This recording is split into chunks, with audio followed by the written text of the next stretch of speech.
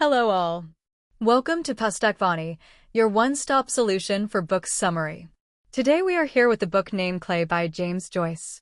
So, let's start its plot summary. Maria, a maid at a Protestant charity that houses troubled women, proudly reviews her preparation for Halloween festivities at her workplace.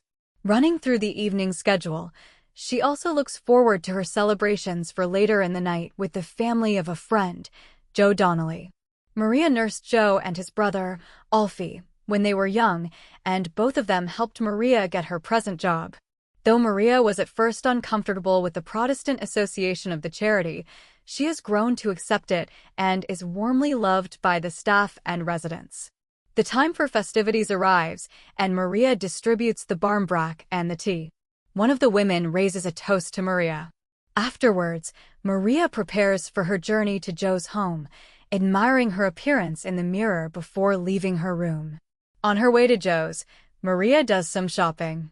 Moving through the crowded streets, she visits two shops to buy cakes for the children and a special plum cake for Joe and his wife. She boards a crowded tram and sits next to a colonel-looking gentleman who kindly makes room for her. They chat casually during the ride, and at Maria's stop they cordially say goodbye to each other. At Joe's home, the Donnellys happily greet Maria. She distributes the sweets to the children, but when she goes to present the plum cake to Joe and his wife, she cannot find the package. Maria desperately looks everywhere, with no success. The Donnellys suggest that she probably left it on the tram, which makes Maria think about the man, and she scolds herself for getting distracted by his presence and for ruining her own surprise gift. Joe consoles Maria by telling her stories about his office and offering nuts and wine. The conversation turns to the past, and Maria tries to say good things about Alfie. The brothers have had a falling out, though Joe has named his eldest son after Alfie. Joe grows defensive, and his wife attempts to divert the matter by starting a round of traditional Halloween games. Two girls from the house next door help the children to arrange a table of saucers filled with different objects and lead a blindfolded Maria over to them.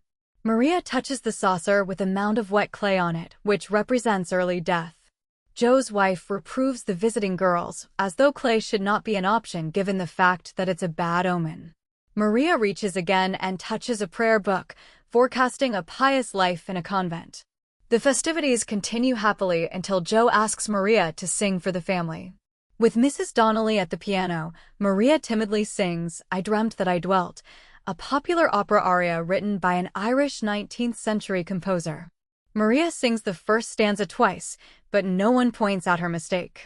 Joe is visibly moved to tears and, to cover up his reaction, asks his wife where the corkscrew is.